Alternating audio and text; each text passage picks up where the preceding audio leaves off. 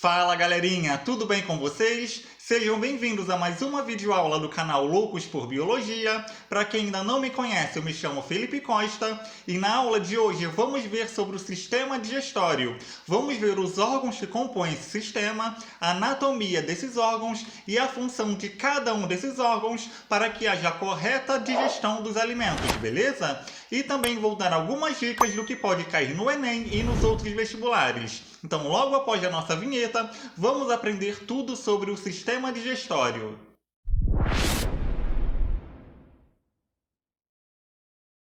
E já vamos começar nossa aula entendendo o que é o sistema digestório.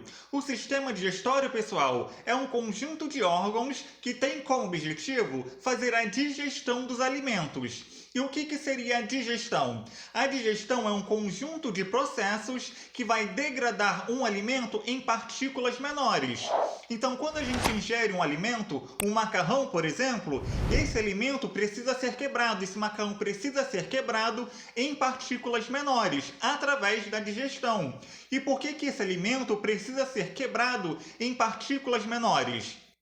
Porque são essas partículas que vão entrar dentro das células. Porque o macarrão, se ele estiver inteiro, pessoal, ele não consegue entrar dentro das células. Então, o sistema digestório tem que degradar esse macarrão, esse alimento, para que esses nutrientes que estavam presentes no macarrão possam entrar nas células. E por que esses nutrientes precisam entrar nas células? Eles têm que entrar nas células para que elas produzam energia, produzam o famoso ATP. Então, olha a importância da digestão, pessoal. A digestão possibilita que os nutrientes presentes no alimento possam ser quebrados, possam ser degradados ao longo do tubo digestório, para que eles possam entrar dentro das células, para que elas produzam energia, beleza? Então, agora no slide, vamos ver a composição geral do sistema digestório, ou seja, os órgãos que formam esse sistema. Vem aqui comigo. E aqui, pessoal, essa é a visão geral do sistema digestório. Lembrando o que é sistema? Sistema nada mais é do que um conjunto de órgãos que trabalham juntos para realizarem uma determinada função. Nesse caso, o sistema digestório vai ser um conjunto de órgãos que trabalham em conjunto e tem como finalidade fazer a função de digestão dos alimentos, beleza? E quais são os órgãos que formam o sistema digestório? Então, os órgãos que formam o trato gastrointestinal são todos esses daqui, pessoal. A boca, a faringe, o esôfago, o estômago, intestino delgado e intestino grosso, o reto e o ânus. E qual é a localização de cada um deles no nosso corpo, pessoal? Vamos ver aqui na imagem à esquerda. Então aqui a gente vê a boca, depois da boca a gente vê esse tubo aqui, que é o esôfago, depois do esôfago a gente vê o estômago, depois do estômago a gente vê o intestino delgado, que é esse aqui do meio, em volta do intestino delgado a gente encontra esse intestino aqui, que é o intestino grosso. Depois, a gente encontra o reto e na saída do reto a gente encontra o ânus. O reto, pessoal, nada mais é do que a porção final do intestino grosso. E o ânus nada mais é do que a abertura do reto, beleza? Então, todos esses órgãos aqui são os órgãos que formam o nosso sistema digestório. Só que além desses órgãos, pessoal, esses órgãos precisam de ajuda de algumas glândulas. A gente chama de glândulas acessórias. E quais são as glândulas acessórias? São essas glândulas aqui, ó. As glândulas salivares, as glândulas gástricas, as glândulas intestinais, o pâncreas e o fígado. E qual é a localização dessas glândulas acessórias, pessoal? Aonde que essas glândulas acessórias ficam? Então, as glândulas salivares estão presentes na nossa boca. A gente tem 3 glândulas salivares que eu vou mostrar para vocês daqui a pouquinho, beleza? Depois, as glândulas gástricas, que são glândulas que ficam aqui na parede do estômago. A gente também tem as glândulas intestinais, que são glândulas que ficam no intestino. A gente tem o pâncreas. Não sei se dá para vocês verem, ó, mas o pâncreas ele está logo aqui, ó, ele fica atrás do estômago. É esse órgão aqui amarelo, então aqui em vermelho a gente tem o estômago e aqui em amarelo, um amarelo bem claro, a gente tem o pâncreas. Ele também é uma glândula acessória. E a gente também tem o fígado, que é esse órgão aqui em cor de vinho, que fica bem ao lado do nosso estômago, beleza? Então, esses órgãos aqui são os órgãos que formam o trato gastrointestinal E essas glândulas aqui são as famosas glândulas acessórias, que auxiliam também na digestão, produzindo algumas substâncias que a gente vai ver daqui a pouquinho a função de cada uma, beleza? E agora, pessoal, vamos começar a ver cada estrutura que forma o nosso sistema digestório. Vamos começar vendo a boca. A boca, pessoal, nada mais é do que uma estrutura que é formada pelos dentes, pela língua e pela gengiva. E qual é a função dos dentes, pessoal? No adulto, a dentição completa é composta por 32 dentes. E cada dente pode ter uma função especializada. Por exemplo, os incisivos, que são esses dentes aqui, têm como função cortar um pedaço de fruta. Então, quando a gente morde uma maçã, por exemplo, a gente rasga um pedaço dessa maçã, corta um pedaço dessa maçã com os incisivos. Os caninos, por exemplo, já têm como função rasgar a carne. Então, quando a gente corta uma carne com os dentes, geralmente a gente corta com os caninos.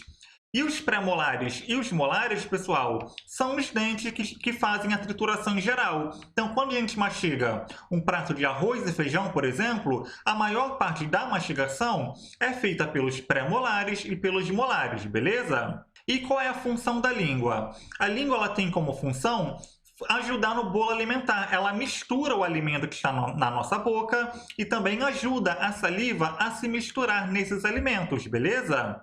E qual é a função da saliva, pessoal? A saliva nada mais é do que uma substância produzida por essas três glândulas aqui, ó. A gente tem essa glândula salivar, que é chamada de glândula salivar parótida. A gente tem essa daqui, que fica mais embaixo, que é chamada de glândula salivar submandibular.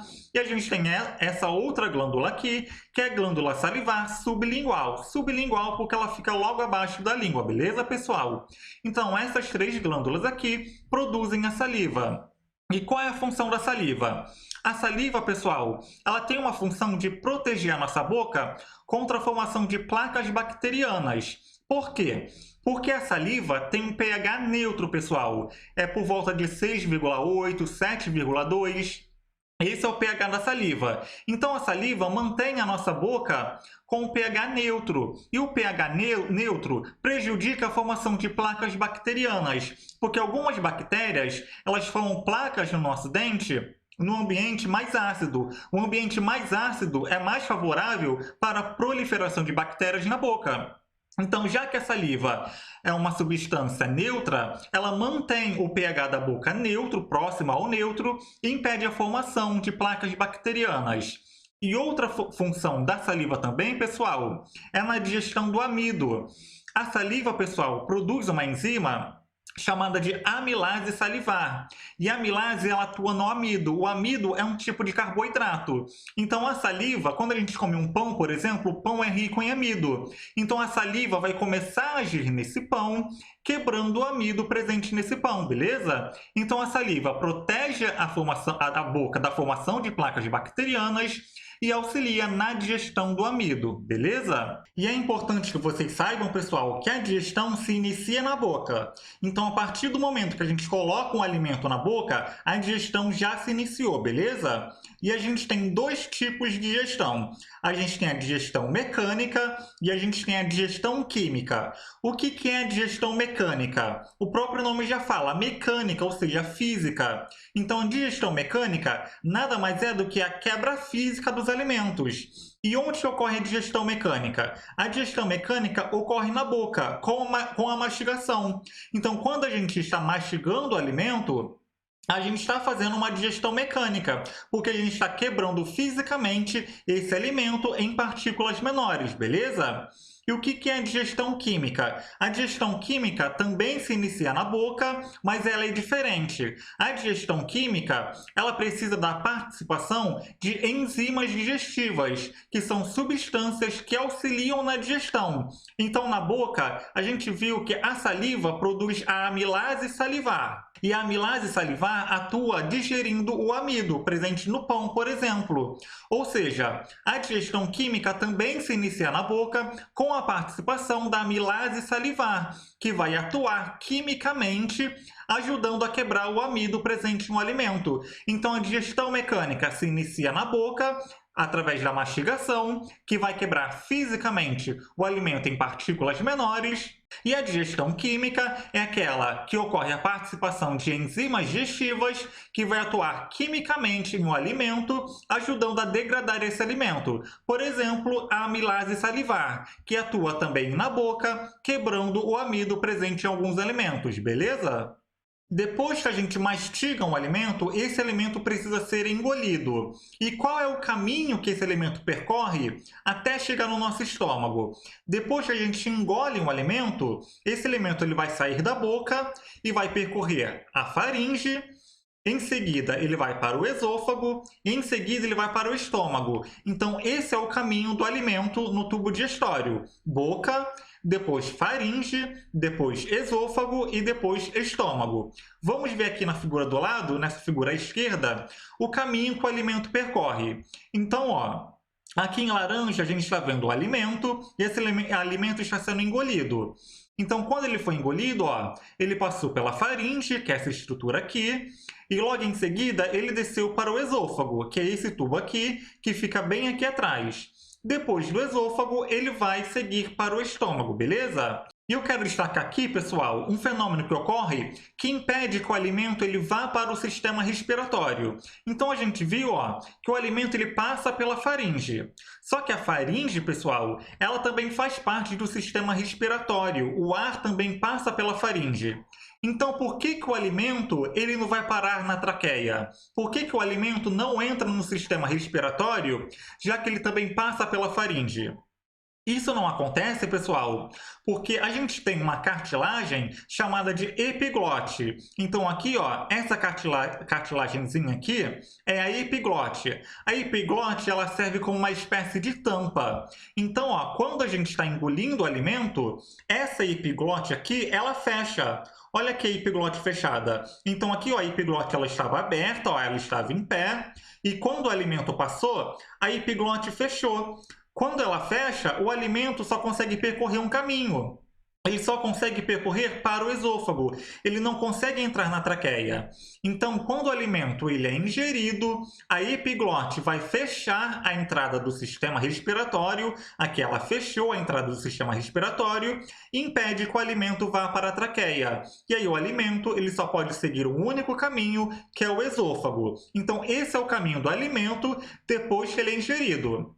Ele passa pela faringe, ó, pela faringe, logo em seguida a epiglote fecha, ó, a epiglote fechou, impedindo que o alimento entre na traqueia, e aí o alimento ele sai da faringe e vai para o esôfago até chegar no estômago, beleza? E como que o alimento chega até o estômago, pessoal? O que faz, o que impulsiona o alimento até o estômago? O nosso esôfago, pessoal, ele faz os movimentos, umas contrações chamadas de peristaltismo ou contrações peristálticas. E o que é peristaltismo, pessoal? Peristaltismo nada mais é do que contrações, movimentos que a musculatura do esôfago faz. Então, conforme o alimento ele vai passando pelo esôfago, o esôfago ele vai se contraindo, fazendo peristaltismo, impulsionando o alimento até que o alimento caia no nosso estômago, beleza? E é importante também que vocês saibam que o peristaltismo também faz parte da digestão mecânica. Então, a mastigação e o peristaltismo fazem parte da nossa digestão mecânica. E depois que o alimento sai do esôfago, ele chega no estômago, como já demonstrei para vocês. Mas o que é o estômago, pessoal? O estômago nada mais é do que um músculo dilatado que tem cerca de 1 litro de volume. E o que vai acontecer no estômago, pessoal? Então, vamos acompanhar aqui comigo. Então, aqui no finalzinho, ó, a gente tem o esôfago, o alimento está saindo do esôfago e está chegando no estômago. Aqui, ó, no início do estômago, na entrada do estômago, a gente tem uma porção chamada de cárdia. E no final do estômago, aqui onde estou passando o mouse, a gente tem outra região chamada de piloro. A cárdia, pessoal, é um esfíncter que fica aqui na entrada do estômago, que tem como função controlar a entrada dos alimentos, o volume de alimentos que entra. Então, a cárdia vai controlar a quantidade de alimento que entra no estômago. E o piloro vai fazer o contrário. O piloro vai controlar a quantidade de alimento que sai do estômago. Então, a cárdia controla a quantidade de alimento que entra no estômago e o piloro vai controlar a quantidade de alimento que sai do estômago, beleza? E o estômago, pessoal, ele é totalmente ácido, ao contrário da nossa boca. A gente viu que a nossa boca tem um pH neutro por conta da saliva. O estômago já é diferente. O estômago ele tem um pH ácido, por volta ali de 2, o pH do estômago. E por que que ele tem um pH ácido? Porque o nosso estômago, pessoal, ele produz uma substância chamada de suco gástrico. E o suco gástrico contém ácido clorídrico. E o que que essa acidez do estômago vai beneficiar, galera? A acidez do estômago ajuda na digestão de proteínas. Então, quando a gente come uma carne, por exemplo, carne é rica em proteína, as proteínas dessa carne vão ser mais facilmente digeridas por conta do pH do estômago, porque as proteínas são desnaturadas com pH baixo. Então, ajuda a quebrar a forma da proteína, facilitando a digestão. Então, pH ácido, é importante que vocês saibam isso, tá, pessoal? O estômago tem um pH ácido que facilita na digestão de proteínas, beleza? Já que o estômago tem um pH ácido, será que a amilase salivar consegue atuar no estômago? Lembram, pessoal, da amilase salivar? Que é a enzima presente na nossa saliva. A saliva, como eu já falei para vocês, tem um pH neutro, tá? E por que que a saliva tem um pH neutro? Esse pH neutro também ajuda a preservar a amilase salivar, porque a amilase salivar ela só vai conseguir atuar num pH neutro. Quando a amilase salivar é colocada num ambiente ácido, como por exemplo no estômago, essa enzima ela é desnaturada, ela perde a sua forma. Quando ela perde a forma, ela não consegue atuar. Então, quando a gente engole a nossa saliva, que é rica em amilase salivar, essa amilase salivar ela vai ser desnaturada no estômago, porque o pH ácido desnatura essa enzima é desativada e ela não consegue atuar no estômago, beleza? Então, a acidez do estômago desativa a funcionalidade da amilase salivar e ela não consegue atuar no estômago, beleza? Outra questão que eu quero abordar com vocês e que pode ser cobrada no vestibular, pessoal, é o porquê que o ácido clorídrico não machuca o nosso estômago. Lembra que eu falei para vocês que o nosso estômago produz o suco gástrico e o suco gástrico ele é rico em ácido clorídrico e por isso que o pH do nosso estômago ele é ácido? E por que que o ácido clorídrico não corrói o nosso estômago?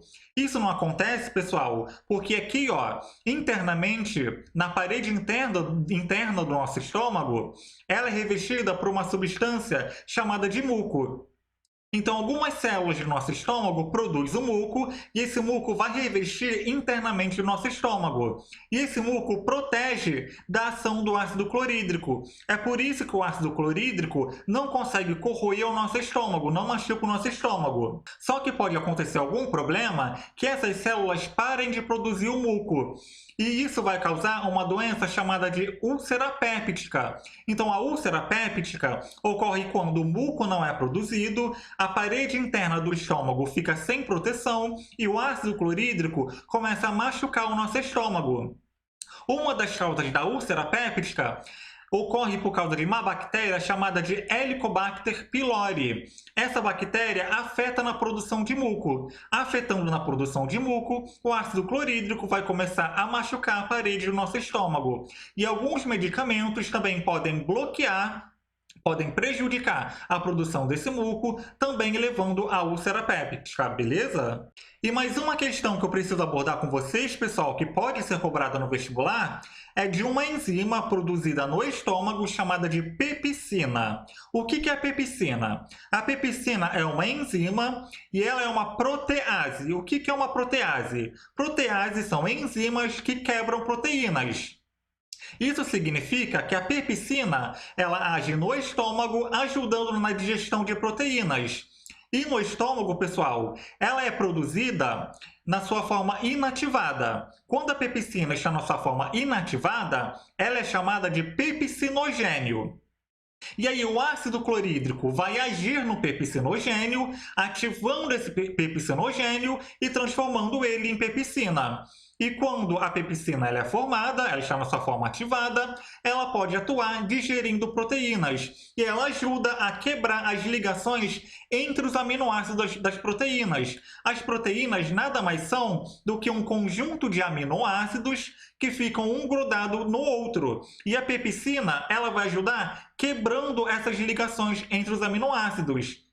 Então, vamos supor, eu tenho esse aminoácido ligado nesse aminoácido. Então, a pepsina vai agir ajudando a enfraquecer essa ligação para poder quebrar, para poder separar esses dois aminoácidos.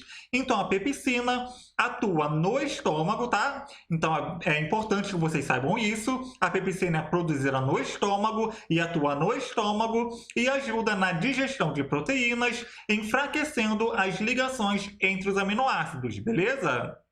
E outra questão importante, pessoal, é que o alimento ele permanece no estômago sendo digerido por volta de 2 a 4 horas. E depois disso, pessoal, é possível perceber que esses alimentos se transformaram numa massa branca. Essa massa branca a gente chama de quimo. E esse quimo ele vai sair do estômago e vai ser conduzido até o intestino delgado para poder continuar a digestão. E algumas substâncias, pessoal, são absorvidas no estômago também. Água, alguns sais minerais e alguns medicamentos, como a aspirina, são absorvidas no estômago, mas a maioria dos nutrientes e outras substâncias são absorvidas no intestino delgado, beleza? E agora que o alimento foi processado no estômago e o quimo foi formado, pessoal, o quimo ele precisa sair do estômago e ir para o intestino delgado. E o que é o intestino delgado? O intestino delgado é um órgão enorme, ele tem cerca de 6,5 metros de comprimento e é nele que ocorre a maior fase da digestão. A principal fase da digestão ocorre no intestino delgado. O intestino delgado, pessoal, ele é dividido em 3 porções. Então acompanhe aqui comigo nessa imagem da esquerda. Então aqui a gente tem o estômago, então o quimo foi produzido no estômago e agora ele precisa ir para o intestino delgado. Então o quimo chegou no intestino delgado. E quais são as divisões do intestino delgado, pessoal? O intestino ele tem essa porção aqui, que a gente chama de duodeno. Ele tem essa outra porção aqui, um pouco mais central, que é chamada de jejuno. E ele tem essa porção aqui mais terminal, que é chamada de íleo. Então, essas são as 3 porções do intestino delgado: duodeno, jejuno e íleo, beleza? E qual é a função do intestino delgado, pessoal? A principal função do intestino delgado é fazer a absorção dos nutrientes. Lembra que eu falei para vocês na introdução do vídeo que a digestão serve para quebrar os alimentos em partículas menores para que eles possam ir para a corrente sanguínea e entrar dentro das células para que as células produzam energia? Então, isso vai ocorrer aqui no intestino delgado. Então, no intestino delgado é que os nutrientes vão ser absorvidos, lançados na corrente sanguínea, para que esses nutrientes possam alcançar o interior das células, para que as células possam produzir ATP, produzir energia. Então, a principal função do intestino delgado é fazer a reabsorção, a absorção dos nutrientes que a gente obteve dos alimentos, beleza, pessoal? E galera, o intestino delgado ele trabalha em conjunto com 2 glândulas acessórias muito importantes. E que glândulas são essas? O pâncreas e o fígado. E qual é a relação do pâncreas e o fígado com o nosso intestino delgado? Vamos acompanhar aqui comigo. A gente viu que lá no estômago é produzido o quimo, beleza? O quimo ele tem um pH ácido. Quando o quimo, galera, passar aqui pelo duodeno, ele vai estimular algumas células do duodeno a produzir um hormônio chamado de secretina. Então, quando o quimo passar pelo duodeno, as células do duodeno vão ser estimuladas e vão produzir esse hormônio aqui chamado de secretina. E qual é a função da secretina, pessoal? É muito importante, pessoal, então anotem aí. A secretina, ela vai atuar no nosso pâncreas. Quando a secretina atuar no pâncreas, ela vai estimular o pâncreas a produzir água e produzir bicarbonato de sódio. E para que essa água e esse bicarbonato de sódio vai servir, pessoal? Quando o pâncreas produzir essas substâncias, ele vai lançar essas substâncias no duodeno. E para que vai servir esse bicarbonato de sódio? A gente viu que o quimo tem um pH ácido, e quando ele chegar no duodeno, esse pH tem que ser neutralizado. E como que ele vai ser neutralizado? O bicarbonato de sódio produzido pelo pâncreas, pessoal, ele tem um pH básico, então quando ele se misturar com o quimo, vai neutralizar a acidez do quimo, tornando o quimo com um pH próximo do básico, beleza? Então, recapitulando, a secretina é produzida por algumas células do duodeno, vai atuar no pâncreas, fazendo com que o pâncreas produza água e bicarbonato de sódio, e essas substâncias vão neutralizar a acidez do quimo, fazendo com que o quimo fique com um pH básico, beleza? Outro hormônio também que é produzido no intestino delgado, pessoal, é a colecitocina. E qual é a função da colecitocina? A colecitocina vai atuar no fígado, fazendo com que o fígado produza a bile, e também vai atuar no pâncreas, fazendo com que o pâncreas produza as enzimas pancreáticas, beleza? Então, recapitulando, secretina vai ser produzida no duodeno, vai atuar no pâncreas, fazendo com que o pâncreas produza água e bicarbonato de sódio, que vai neutralizar a acidez do quimo. Enquanto que a colecitocina também é produzida por células do intestino delgado e vai atuar no fígado, fazendo com que o fígado produza a bile, e também vai atuar no pâncreas, fazendo com que o pâncreas produza as enzimas pancreáticas, beleza? Então, a gente viu, pessoal, que a colecitocina é um hormônio produzido pelas células do intestino delgado que vai atuar no pâncreas, fazendo com que o pâncreas produza as enzimas pancreáticas. Mas o que são as enzimas pancreáticas, pessoal? As enzimas pancreáticas é um conjunto de enzimas que forma o suco pancreático. E o suco pancreático é composto por quais enzimas, pessoal? Ele é composto por essas enzimas aqui: a tripsina, a quimiotripsina, a amilase pancreática, nucleases, carboxipeptidase e lipase. Então, essas são as enzimas presentes no suco pancreático. E qual é a função dessas enzimas, pessoal? A tripsina e a quimiotripsina são enzimas que atuam na degradação, na digestão de proteínas. Então, a gente viu que a pepsina começou a atuar na digestão de proteínas lá no estômago, beleza? Só que a digestão das proteínas não termina no estômago. Quando essas proteínas vão para o intestino delgado, a tripsina e a quimiotripsina também vão atuar nesses fragmentos de proteína, ajudando a degradar essas proteínas, ajudando na digestão dessas proteínas. Então, a tripsina e a quimiotripsina continuam atuando na digestão de proteínas, beleza, pessoal? A amilase pancreática vai ter um efeito muito parecido com a amilase salivar. Então, a amilase pancreática vai complementar a ação da amilase salivar, ajudando a degradar o amido, beleza, pessoal? Então, o amido ele começa a ser digerido na nossa boca, através da ação da amilase salivar, só que lá no nosso intestino delgado, com a ação da amilase pancreática, esse amido vai terminar de ser digerido, beleza, pessoal?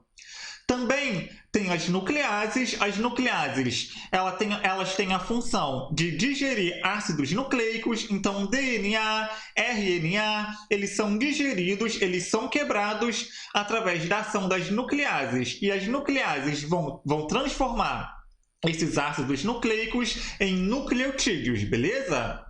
Outras enzimas também são as carboxipeptidases. Elas também atuam na digestão de proteínas. Então, a tripsina, quimiotripsina e carboxipeptidase atuam na digestão de proteínas. E a lipase, que é a última enzima presente no suco pancreático, vai atuar na digestão de gorduras. Então, a gordura que estará presente no intestino delgado vai ser degradada através da ação das lipases, beleza, pessoal? E eu quero destacar aqui com vocês, pessoal, que a tripsina ela é produzida numa forma inativada. A forma inativada da tripsina é o tripsinogênio. E como que o tripsinogênio ele é transformado em tripsina, que é a forma ativa? Através de uma enzima chamada de enteroquinase. A enteroquinase é uma enzima produzida pelo intestino delgado que vai transformar o pipsinogênio na sua forma ativada, que é a tripsina, beleza? E a quimiotripsina também é produzida na sua forma inativada. E a forma inativada da quimiotripsina é a quimiotripsinogênio. Então, conforme o corpo for produzindo a tripsina vai converter o quimiotripsinogênio na sua forma ativada, que é a quimiotripsina. Beleza, galera? E para a gente finalizar esse slide, pessoal, vamos ver a função da bile. Então, a gente também viu que a colicitocina atua no fígado, fazendo com que o fígado produza a bile. Mas o que é a bile, pessoal? A bile é uma substância que contém sais biliares e ela atua como uma espécie de detergente. Então, acompanhe aqui comigo na imagem.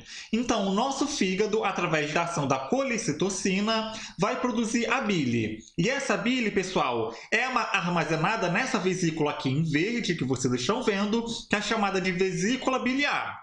Então, a bile fica armazenada na vesícula biliar. E essa bile vai ser lançada lá no nosso intestino delgado. E no nosso intestino delgado, o que a bile vai fazer, pessoal? Ela vai atuar que nem um detergente. Então, quando a gente vai lavar nossa louça, por exemplo, a gente precisa colocar o detergente para que a gordura presente na panela possa se misturar com a água. Então, a bile vai atuar exatamente assim. Então, a gordura que estará presente no nosso intestino delgado, a bile vai lá com seus sais biliares e vai atuar como uma espécie de detergente. Então, a bile vai fazer com que essa gordura se transforme em pequenas gotículas de gordura. E quando essas pequenas gotículas de gorduras são formadas, isso facilita a ação da lipase. Lembra que a lipase é uma enzima que atua na digestão de gorduras? Então, a lipase vai atuar em conjunto com a bile, porque a bile vai funcionar como uma espécie de detergente, vai transformar essa gordura em pequenas gotículas de gordura. E essas pequenas gotículas vão conseguir reagir melhor com a lipase, porque elas são pequenas. Então, quanto menor as gotículas de gordura, maior a superfície de contato para que a lipase haja. Ou seja, a bile vai facilitar com que a lipase possa degradar a gordura presente no nosso intestino delgado. Beleza, pessoal? Então, recapitulando, é muito importante, galera. A bile é uma substância que contém sais biliares, que funciona como uma espécie de detergente, facilitando com que a gordura possa reagir com a lipase e a lipase possa conseguir degradar mais facilmente essas gotículas de gordura, beleza? E depois que o quimo sofreu a ação da bile e do suco pancreático, o quimo vai continuar sofrendo a ação de outras enzimas no jejunum e no íleo. Então, quando o quimo chegar nessa parte do intestino delgado, ele vai sofrer a ação de uma substância chamada de suco intestinal. E o suco intestinal, ele contém uma série de enzimas que vai continuar degradando alguns nutrientes. E quais são as enzimas que a gente encontra no suco intestinal? A gente encontra essas enzimas aqui, pessoal. Maltase, sacarase, lactase, aminopeptidases, dipeptidases, tripeptidases. A gente também encontra lipase, nucleosidades e nucleotidades. E qual é a função de cada uma dessas enzimas, pessoal? A maltase vai transformar a maltose, que é um tipo de carboidrato, em glicose. Ou seja, a maltase faz a digestão da maltose. A sacarase é uma enzima que vai transformar, que vai agir na sacarose, transformando a sacarose em glicose e frutose. A lactase é uma enzima que vai agir na lactose, transformando a lactose em glicose e galactose. As aminopeptidases, dipeptidases e tripeptidases, pessoal, vão agir nas proteínas. Então a gente viu que as proteínas começam a ser digeridas no estômago, depois no duodeno, e elas vão continuar sendo digeridas no jejum e no íleo. Elas vão sofrer a ação dessas três enzimas para que a digestão das proteínas elas possam terminar, beleza? Além disso, a gente também encontra a lipase, que é aquela enzima que vai ajudar na digestão de gorduras.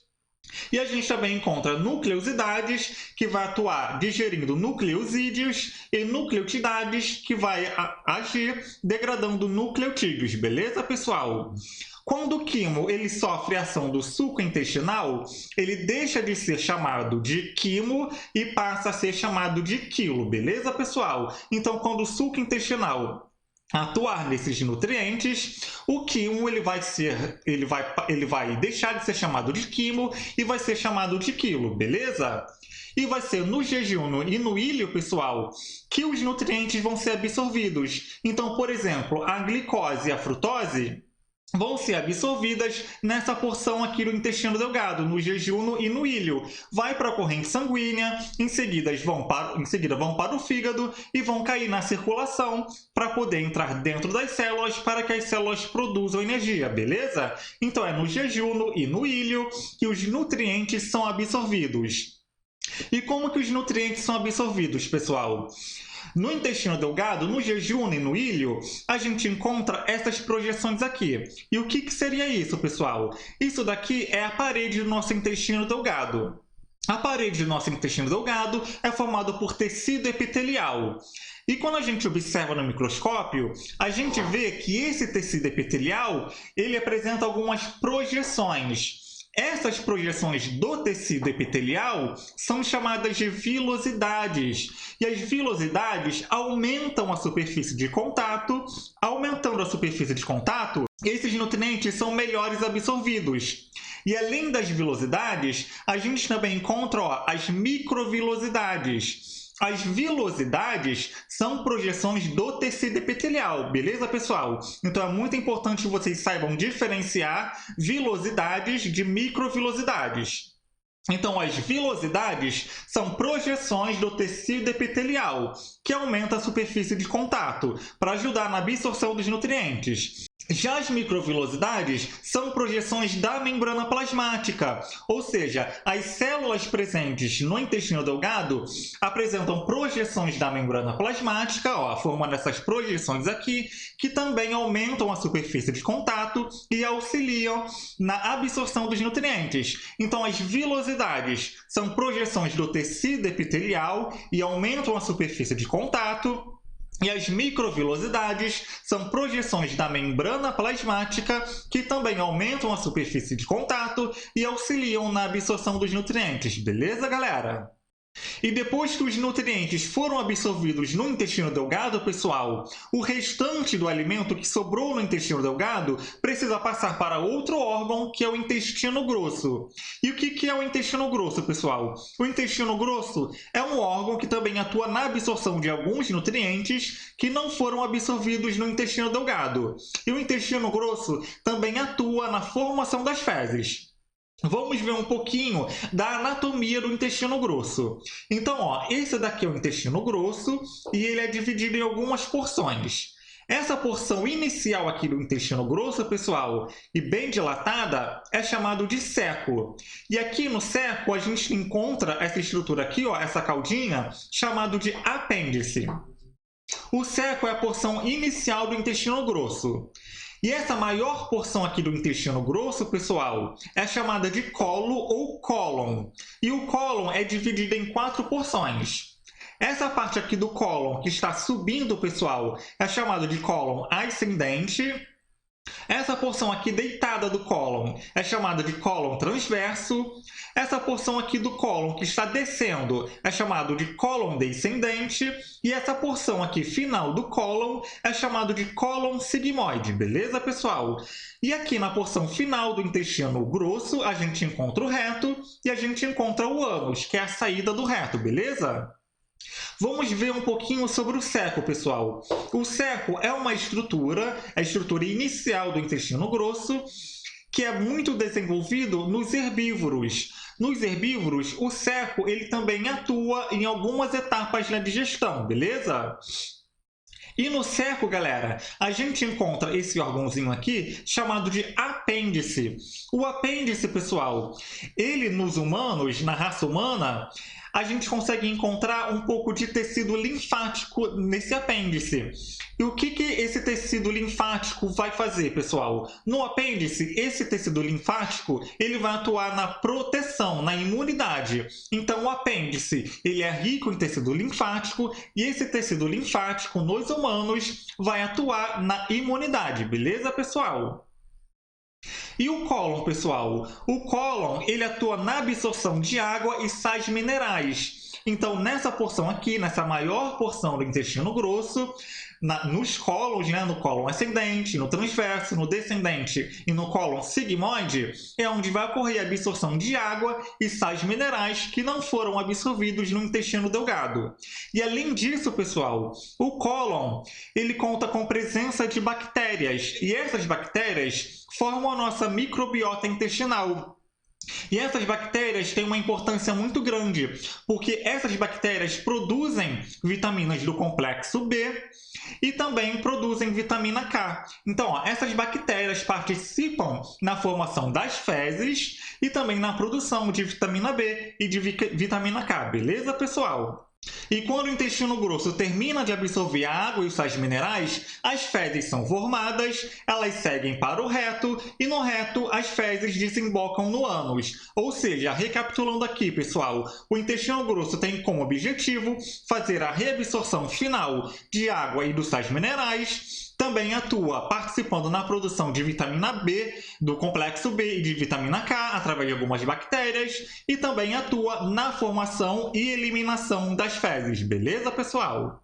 E se você gostou dessa videoaula, deixe o seu like aqui embaixo do vídeo. Se você ainda não for inscrito no canal, se inscreve aqui no canal para não perder nenhuma aula e nenhum material que é postado aqui, beleza, pessoal? Tem um amigo ou uma amiga que também está estudando o sistema digestório? Manda esse vídeo para eles, para vocês estudarem juntos. Um abraço e até a próxima aula!